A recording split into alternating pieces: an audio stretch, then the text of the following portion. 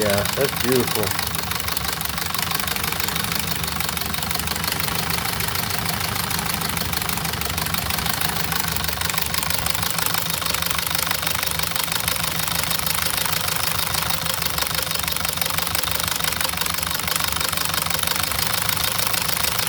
Well, hello YouTubers. Welcome to my shop where the rules are made up and the points do not matter. It's been a while since I made a video. My last shop got flooded in the North Carolina flood. It happened late, what was that, 2024. I'm still recovering. It's been over a year. But I got a new shop built. I'm on a mountain now, and I'm not in the flood zone, so I don't have to worry about floods no more. My shop's pretty cool. It's very tiny. It's much smaller than my last shop, but I'm enjoying it. It's cozy. I have a wood stove. I haven't made any videos in a while. I thought about making a video about the flood recovery, and I actually started filming some of the stuff, but you know, it's a lot like filming your dog die. The camera just becomes obnoxious. Everything you see here was under 15 foot of mud. My bandsaw, my drill press, belt sander, the lathe. There's the MacGyver mill. I'm finally starting to get it back together. There's my steampunk Jackson guitar. I still haven't cleaned it up yet. Yeah, all of this stuff got taken apart down to the last bolt, scrubbed in gasoline. I don't care what anyone says, gasoline is the best tool cleaner on the planet. But anyways, every bearing has been replaced in these tools. The lathe, I'm still working on the lead screw feed box. It's still got mud in it and I haven't cleaned it yet. Really, I've just been using my lathe to clean stuff and make an occasional part here and there. But it works good for cleaning round stock, obviously, shafts and pulleys and all that kind of stuff. I pop it in the chuck and I give it a good scrub with the wire brush. And I know it's horrible on the lathe, and I'm trying to get all this cleaning done so I can stop making a mess on my lathe. But I've been really careful about the dirt. I always clean the dirt off the ways before I move the apron. I still haven't even cleaned my tail stop yet. It's still got mud on it. I haven't got there, but I needed to use it, so I put it together enough to use it. Yada yada. Okay, back to the engine. So what's going on here, this engine was under 15 foot of mud. I got all cleaned up and I've been running it for a couple months now. This engine is in one of my older videos, so if you look on my channel and you go back in time, you'll find the 4-cylinder solenoid engine. That's what this is. 12 volt DC. The coils are actually 24 volt, but if you run 24 volts in these coils, they're going to get hot. So I run 12 volt in a 24 volt coil, and the coils don't even hardly get warm. So when I made the video of this engine before, it did not have this governor set up. This is all a governor here.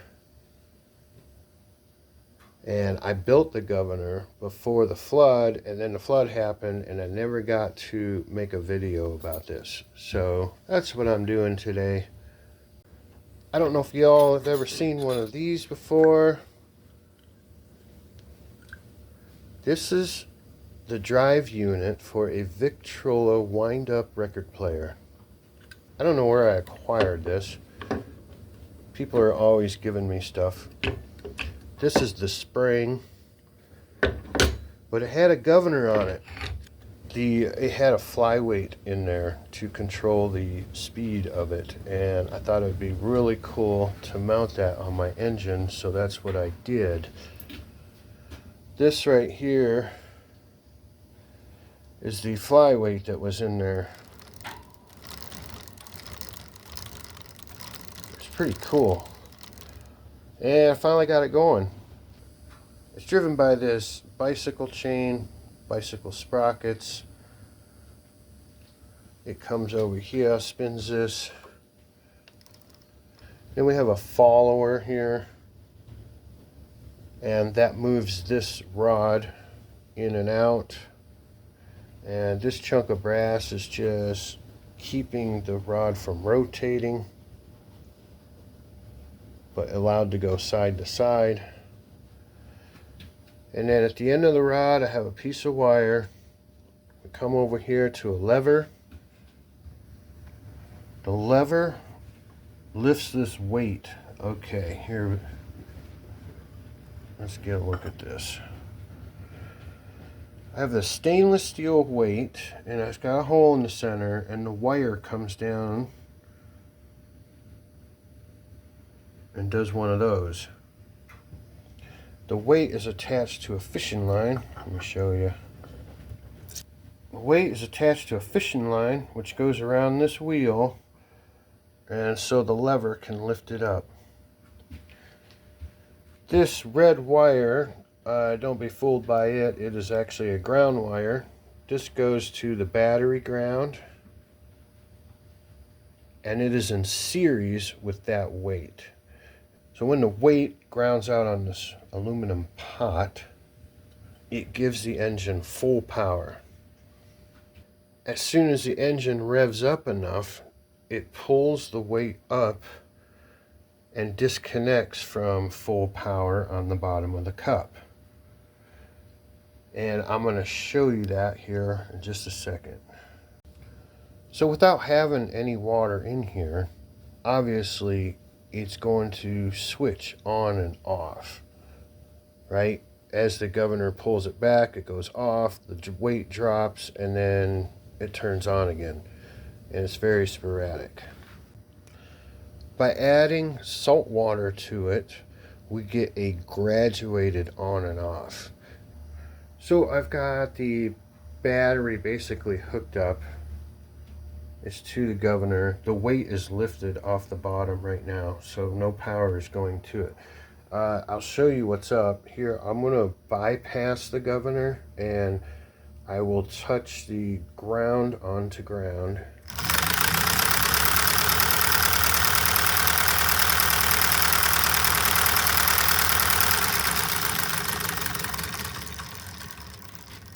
So we got full power going to the engine.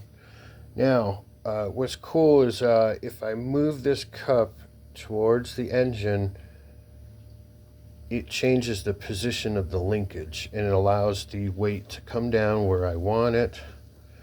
And if I want it to go faster, I can move the cup more towards the engine.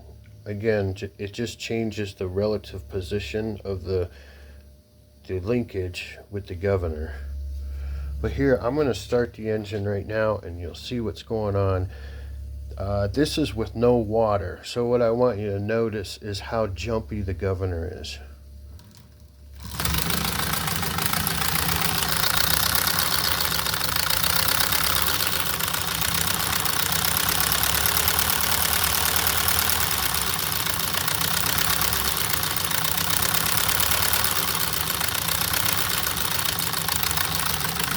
See, it's switching on and off.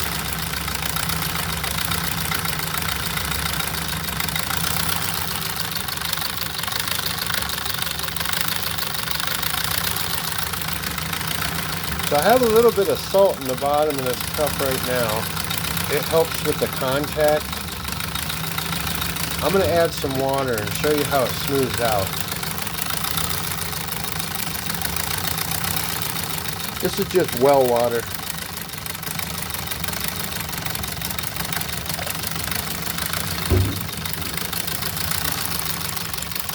It's still a little jumpy. You see we have electrolysis going on. We are making hydrogen and oxygen.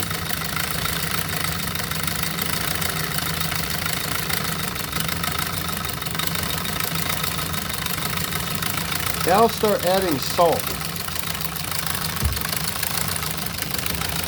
Just regular table salt.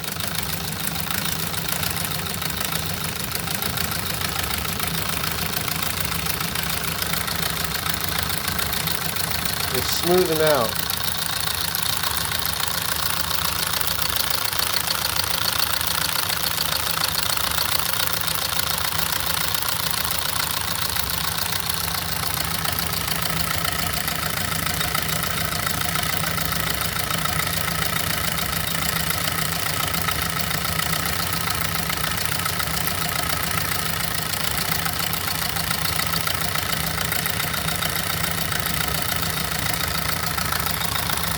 Now I'll put a load on the wheel and notice how the bubbles will stop because the electrolysis stops.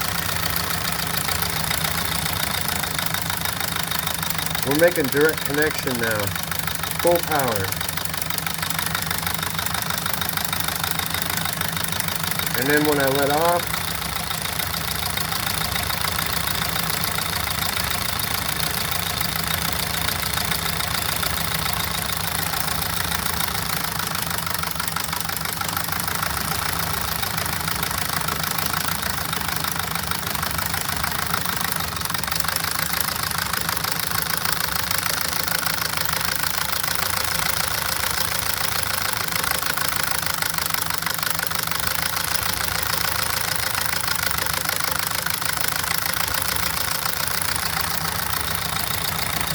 really cool.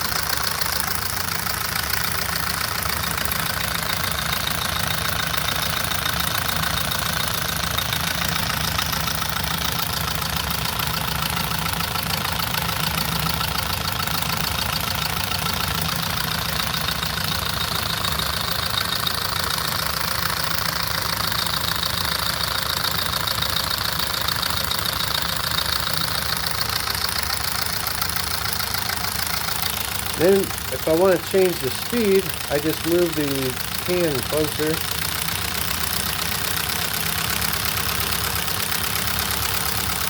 And the governor still does its job.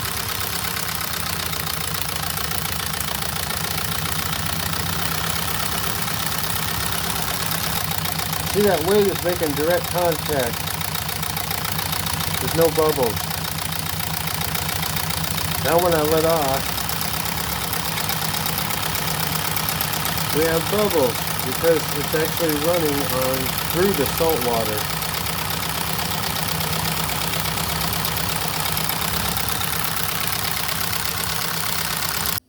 So yes, I know there are better ways to do a governor on an engine, right?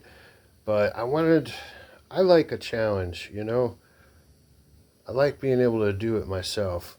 Yes, I know that I could probably use an Arduino and some MOSFETs and be able to control this really nice. But I wanted to do something mechanical that is more apocalyptic with machines and some home ingredients.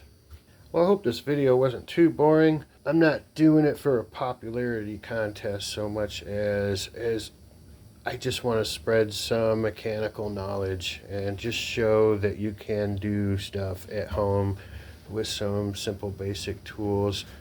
This shop is not a CNC shop, and there ain't no AI crap in any of this stuff. This stuff is made by real humans on real machines, real cast iron, real metal, and real salt. Thank you for watching. finally getting to a point where life is somewhat normal after the flood, so I'll start making some more videos.